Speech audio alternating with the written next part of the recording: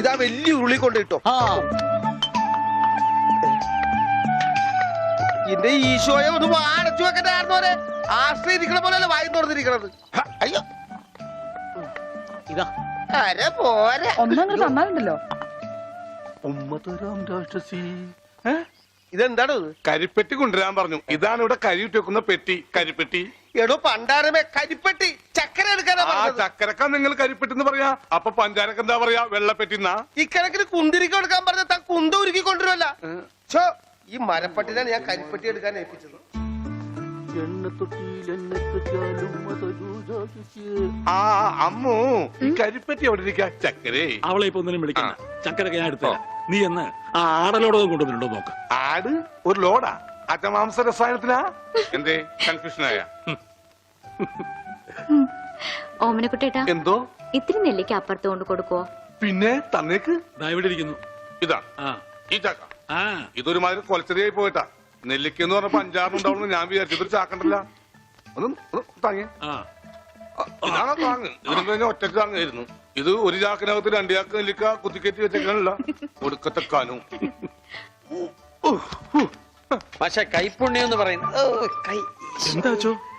മാഷെ അടുപ്പേ കയറാനുള്ളതെല്ലാം കയറിയല്ലോ. അച്ഛന്റെ നിർദ്ദേശപ്രകാരം എല്ലാം ചെയ്തിട്ടുണ്ട്. എന്നാൽ ഇനി തല പൊതിച്ചിലുള്ള സാധനങ്ങൾ ഏർപ്പാടാക്കിക്കൊള്ളൂ. ഓമനക്കുട്ട, ആ തല പൊതിച്ചിനുള്ള സാധനങ്ങളൊക്കെ എടുത്തു വെച്ചോളൂ. തല പൊതിക്കാനാ കമ്പിപ്പാര മതിയാ? ബ്രദർ, തേങ്ങ പൊതിക്കുന്ന പോലെ തല പൊതിക്കുന്ന കാര്യമല്ല പറഞ്ഞത്. തല പൊതിയാനുള്ള മരുന്നുകളെല്ലാം ഇങ്ങെടുക്കാനാണ് പറഞ്ഞത്. വെറുതെ ആശിപ്പിച്ചു. ഇവന്റെ തലയിൽ നെല്ലിക്ക ചാക്കല്ല, നെല്ലിക്ക തളമാണ് വെക്കേണ്ടത്. അതിലും വലിയൊരു തളം എന്റെ തലയെ കെട്ടിവെച്ചിട്ടുണ്ടല്ല. ഇവിടുത്തെ പെൺതളം. അത് സ്ത്രീധനം പോലും തരാണ്ട്. തളിരില്ല മാത്രമേ പാടുള്ളൂ. ഒരു പാമ്പിനെ കിട്ടിരുന്ന ഈ പാല് കൊടുത്ത് വളർത്തായിരുന്നു. വളർത്താം. പിച്ചക്കാര എന്തെങ്കിലും കൊടുക്കച്ചാ? കൊടുക്കാം. തരാം. ധാര തുടങ്ങാൻ പോകുകയാകുന്നു. ആരാ? ധാര, ജലധാര. അത് അച്ഛന്റെ ആരാ? എന്താണ് വലിയ ആൾക്കാർ സംസാരിക്കണ്ടില്ലേ? അതിന്റെ ഇടയിലെ വെള്ളം അതൊന്നും കാര്യമാക്കണ്ട, ഒഴിക്കുക.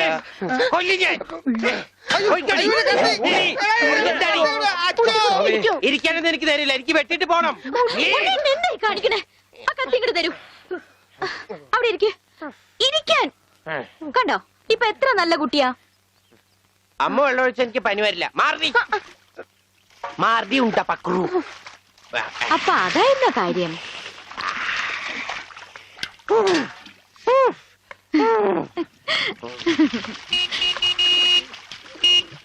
മീൻകാരൻ വന്നു. വരണോ?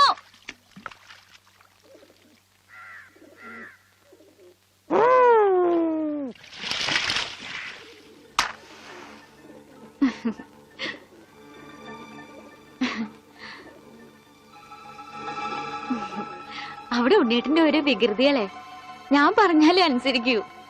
ഇപ്പൊ കാപ്പിട്ടുണ്ട് വരാട്ടോ. കണക്ക് മുഴുവൻ ഇതിലുണ്ട്. മാർക്കറ്റിൽ നിന്ന് കാശ് കിട്ടിയില്ല. നാളെ തരാം. അവന് ഊട്ടാനും ഓർക്കാനും നീ എന്തിനീ പോണത്? കിടത്തി കുളിപ്പിക്കാൻ കൊച്ചുകുട്ടിയൊന്നുമല്ലോ. ഉണ്ണീട്ടും കൊച്ചുകുട്ടിയെ പോലെ തന്നെയാ. ഇവിടുന്ന് പോകുമ്പോണ്ടായിരുന്ന പ്രായമുള്ളൂ ഇപ്പോഴും. കൊച്ചുകുട്ടിയാന്ന് പറഞ്ഞ് കൂടെ നടന്ന് അവസാനം കയ്യിലൊരു കൊച്ചുകുട്ടി ഉണ്ടാവും. നോക്കിക്കോ ഗോപേട്ടാ.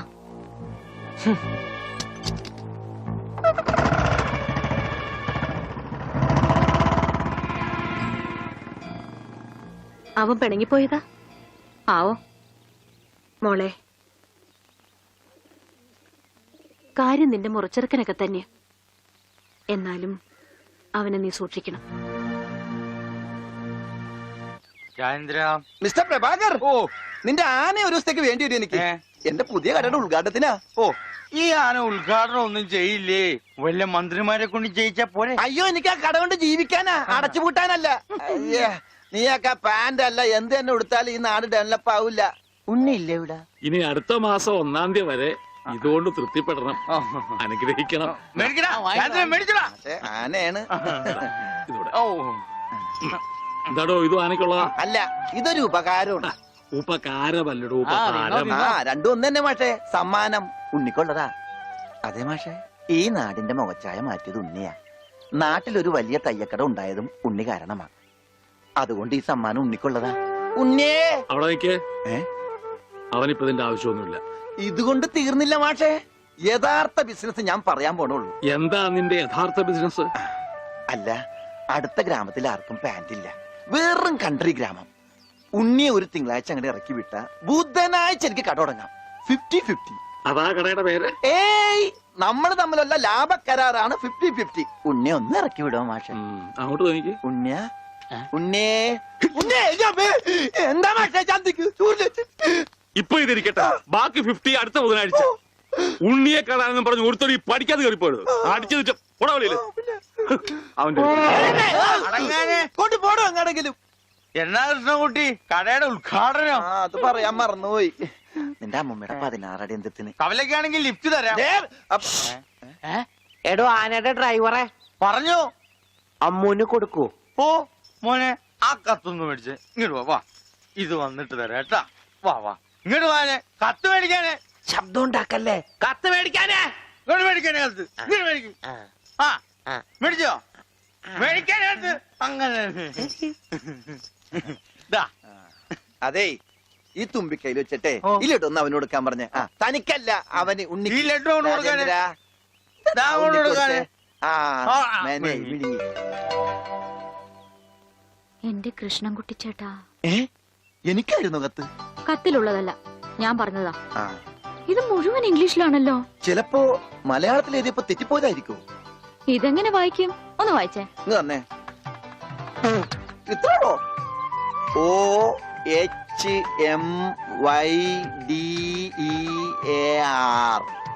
ഉം. ഇങ്ങനെ വായിക്കാൻ ആർക്കാ പറ്റാത്തത്? കൂട്ടി വായിക്കേ. ഇത് കൂട്ടക്ഷരമാണ്. ഈ ഡോക്ടർമാർ എഴുതൂലേ അതുപോലത്തെ. ഇത് കൂട്ടി വായിക്കണമെങ്കിൽ ഇംഗ്ലീഷ് മരുന്നിടെ തന്നെ കൊണ്ടുപോകണം. ഇത് ആർക്കാ? അമ്മൂന. പിന്നെ ആരോടും പറയരുത്. അകത്ത് മുതലാളിയോട് ചോദിക്കാൻ പോയതാവും അല്ലേ? ഇത് ആഹാരത്തിന് ശേഷം 3 നേരം. ഇത് വേദനയുള്ളപ്പ കഴിക്കുക. വേദന ആർക്ക്? അപ്പൊ താൻ ഇങ്ങനെയല്ലേ മരുന്ന് കൊടുക്കുന്നത്? ശരിയാക്കി തരാടോ, ശരിയാക്കി തരാ. ഈ കണക്കിന് തന്നെ വിശ്വസിച്ചൊരു പെണ്ണ് ലവ് ലെറ്റർ തന്നാ താൻ അവൾക്ക് കൊടുക്കുന്ന വയറൽക്കാനുള്ള മരുന്നായിരിക്കുമല്ല.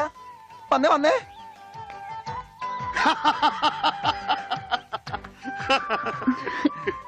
കിട്ടിയാ? കിട്ടി, എനിക്ക് കിട്ടി. ഞാൻ പറഞ്ഞില്ലേ ഭാസ്കരേട്ടനെ കണ്ടാ കിട്ടൂന്ന്. ഐശ്വര്യമായിട്ട് വായിച്ചേ. വായിക്കാനൊന്നുമില്ല, ഇത് വിസയാ. വിസയ? അമേരിക്കയില് മോസ്കോ എന്ന് പറഞ്ഞൊരു കവലയുണ്ട്. നിറച്ചു ചട്ടമ്പികള. അവിടെ ഒരു സായിപ്പനെ തല്ലാൻ വിളിച്ചിരിക്ക. പക്ഷെ ഒരു കുഴപ്പം, റോളർ കിട്ടുള്ളൂ. അപ്പൊ കാശ് കിട്ടൂലേ? റോളർ തന്നെയാ കാശ്. ഇത് വിസ, ടിക്കറ്റ്. ഇത് ടിക്കറ്റ് വിസ ഒന്നുമല്ല, ഇത് ലവ് ലെറ്ററാ, പ്രേമലേപനം.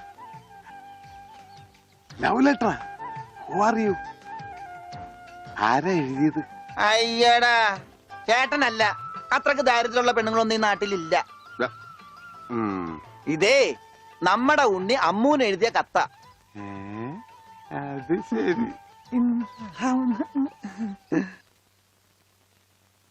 What A beautiful love letter. ഒരു കാര്യം ഉറപ്പായി, അവൻ പഠിച്ചിട്ടുണ്ട്. പ്രേമലേഖനം എഴുതാനാ? അല്ലടോ, വിദ്യാഭ്യാസമുണ്ടെന്ന്.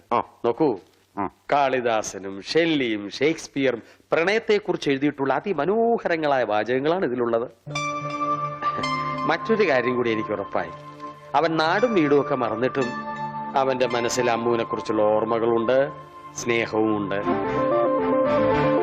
God bless you.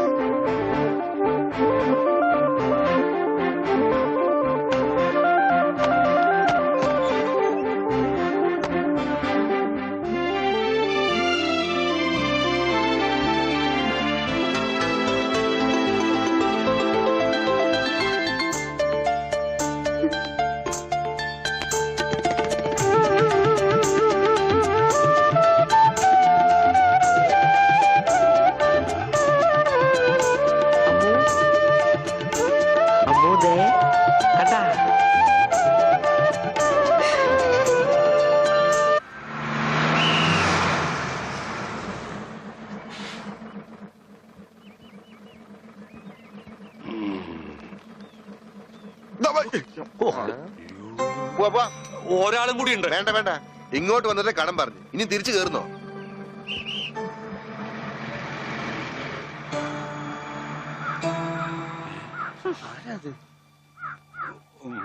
നമ്മുടെ പണിക്കരല്ലേ അത്?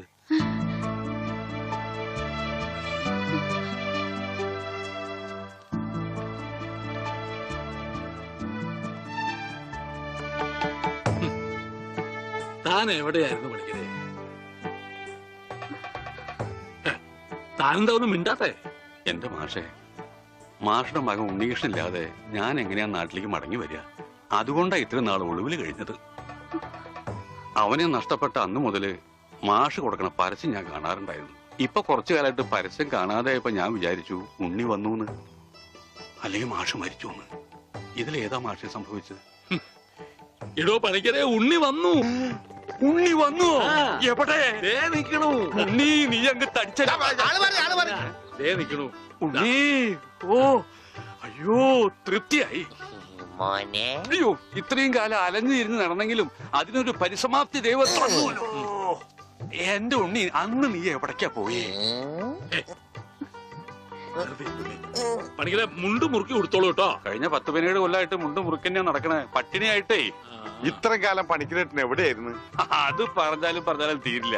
കൊറേ കാലം തമിഴ്നാട്ടില് ரொம்ப അഴകാന ഇടം, അങ്ങ നിന്നും കർണാടക, പിന്നെ കൊറേ കാലം ഹിന്ദിക്കാരുടെ കൂടെ. ഹരേ വിളിച്ചപ്പാടേ, ഹിന്ദിമേ ബോലോ ബായ്. അച്ഛാ, അച്ഛാ, ബഹുത്ത് അച്ഛാ.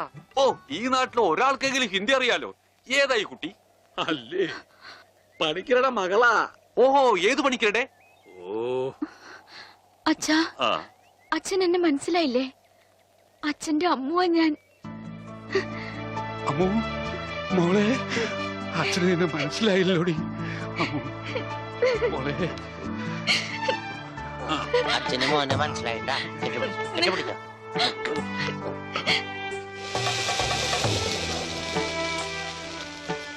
മോളെ ഒന്ന് വേഗാവട്ടെ, അവർക്ക് അവിടെ വിശന്നിരിക്കാവും. ഇപ്പൊ നമ്മളെ നാട് കണ്ടിട്ട് പണിക്കർക്ക് എന്ത് തോന്നണം? ഇത്രയും പുരോഗതി ഈ നാട്ടിനുണ്ടാവും ഞാൻ സ്വപ്നത്തിൽ പോലും വിചാരിച്ചു.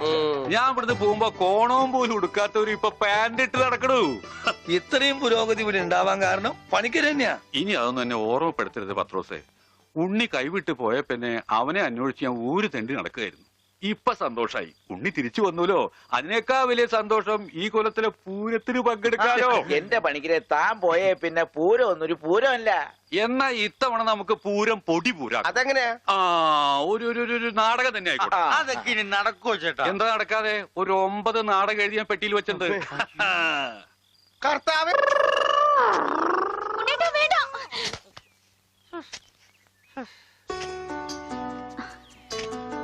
എന്താ ഓടാത്തെ? എന്നാലും ഇങ്ങനെ പിടിക്കുമ്പോ ഒരു സുഖമുണ്ട്. എന്നാലേ ഇനി ഓടാൻ തോന്നുമ്പോ എന്നോട് പറഞ്ഞാ മതി, ഞാൻ പിടിച്ച് നിർത്തിക്കോളാം.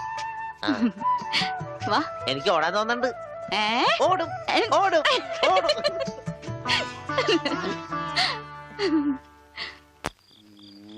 देखो बेटी देखो, देखो बेटी देखो.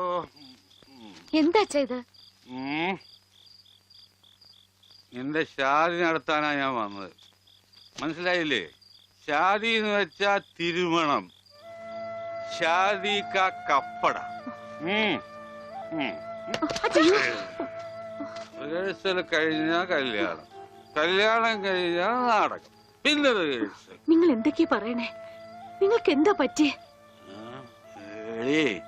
കല്യാണം കഴിഞ്ഞ റിഹേഴ്സൽ, അതിനു മുമ്പ് റിഹേഴ്സൽ വെച്ചാൽ ശരിയാവില്ല.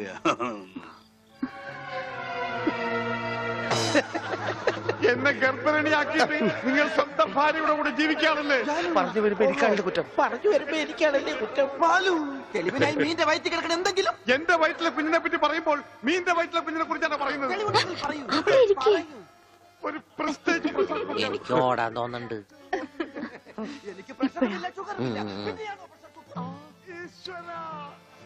ഞാൻ ഓടാൻ പോവാ.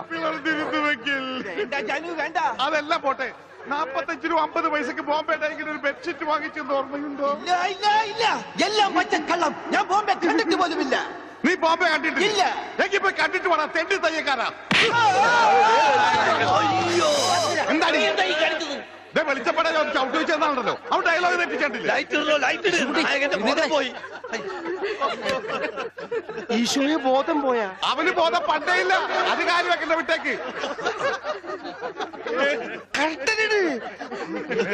ആരും പോകരുത്, നാടകം ഇപ്പൊ പുനരാരംഭിക്കും. എന്ത് പണിയാണ്? അതൊന്നും അല്ല കപ്പേരെ പ്രശ്നം, അത് വേറെ കാര്യമുണ്ട്. എനിക്കാണെങ്കിൽ അടിയുടെ ആരും പോകരുത്. നാടകം വീണ്ടും ആരംഭിക്കുന്നതാണ്.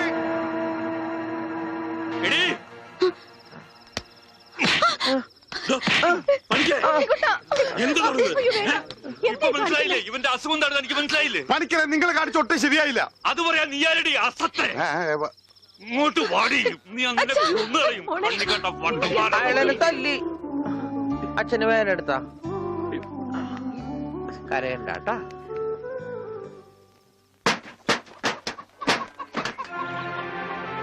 പോയിക്കോ, എങ്ങോട്ടെങ്കിലും പോയിക്കോ. ഇത്രയും നാൾ ഈ വീട് നോക്കാനൊന്നും ആരും ഉണ്ടായിരുന്നില്ലല്ലോ. എന്തെങ്കിലും ഒരു ആപത്ത് വന്ന ആ മാഷ വീട്ടുകാർ മാത്രമേ ഉണ്ടായിരുന്നുള്ളൂ.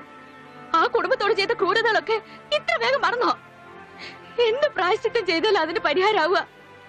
ഉണ്ണേട്ടൻ ഈ അവസ്ഥയ്ക്ക് കാരണം അച്ഛനാ. അച്ഛനതൊന്നും പ്രശ്നമില്ലെങ്കിലും എനിക്ക് ആ കടങ്ങളൊക്കെ വീട്ടണം. മാഷിനോട് ചെയ്ത തെറ്റുകൾക്കൊക്കെ പോയി മാപ്പ് പറയും. എന്നിട്ട് വന്നാ മതി ഇങ്ങോട്ട്. അല്ലെങ്കിൽ ഇങ്ങോട്ട് എന്ന് വെച്ചപ്പോ. പണിക്കരെ, കുട്ടി പറഞ്ഞാലും കാര്യമുണ്ട്. താൻ ചെയ്തത് പൊറുക്കാനാവാത്ത തെറ്റ് തന്നെയാ.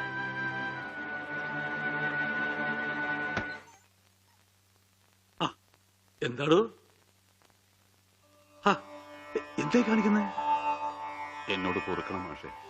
മാഷോട് ഞാൻ തെറ്റുകൾ മാത്രമേ ചെയ്തിട്ടുള്ളൂ. എനിക്കത് തിരുത്തണം. മാഷുടെ ഉണ്ണിയെ ജീവിതകാലം മുഴുവൻ നോക്കാൻ എന്റെ അമ്മൂന് സമ്മതം. എനിക്കും അത് സമ്മതം.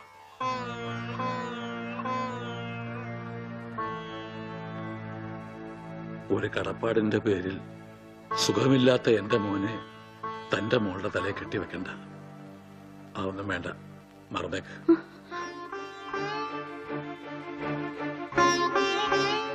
മോളെ, നീ ചെയ്യുന്നത് വലിയൊരു ത്യാഗമാണെന്ന് എനിക്കറിയാം.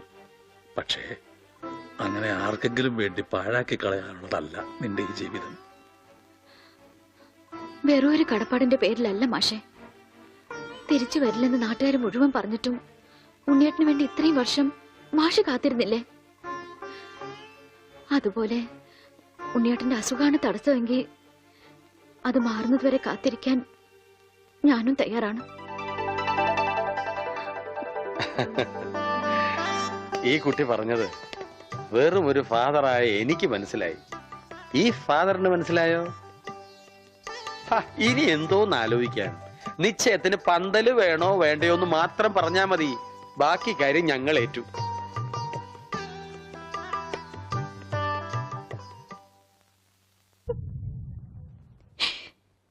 ഈശ്വരൻ നമ്മളെ കൈവിടില്ല. നീ സമാധാനായിട്ടിരിക്കുക. അവനൊന്നും സംഭവിക്കില്ല, എനിക്ക് ഉറപ്പാ.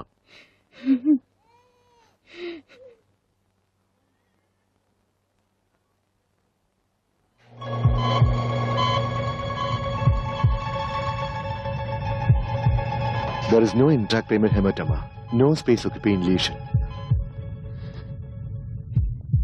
ഡോക്ടറെ, ഉണ്ണി Don't worry, പേടിക്കാനൊന്നുമില്ല. He'll be all right. ഉടനെ റൂമിലേക്ക് കൊണ്ടുവരും. അപ്പൊ കയറി കണ്ടോളൂ. ഈശ്വരൻ കാത്ത്.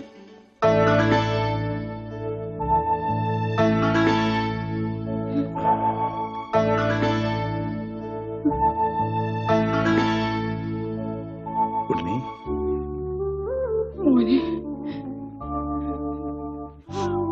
ഇവരെയൊക്കെ മനസ്സിലായോ? അച്ഛൻ, അമ്മ, ദേ അമ്മു.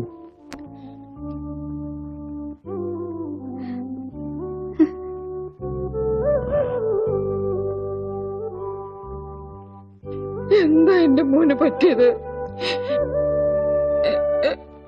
എല്ലാവരും ഒന്ന് കുറച്ചു നേരം പുറത്തേക്ക് ഇറങ്ങി നിൽക്കുക. ഒന്നിറങ്ങിയത്.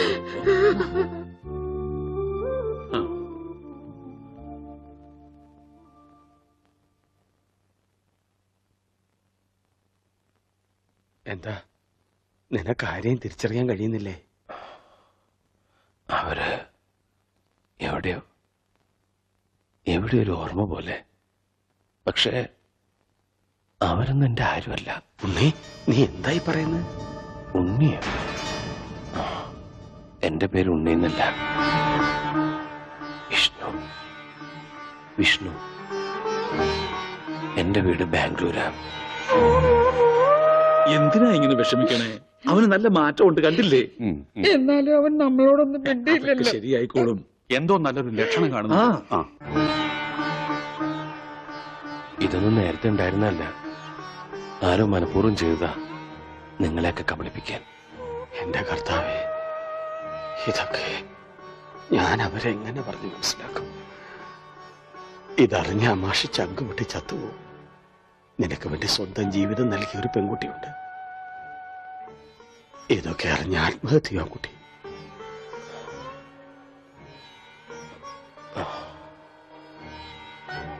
വിഷ്ണു,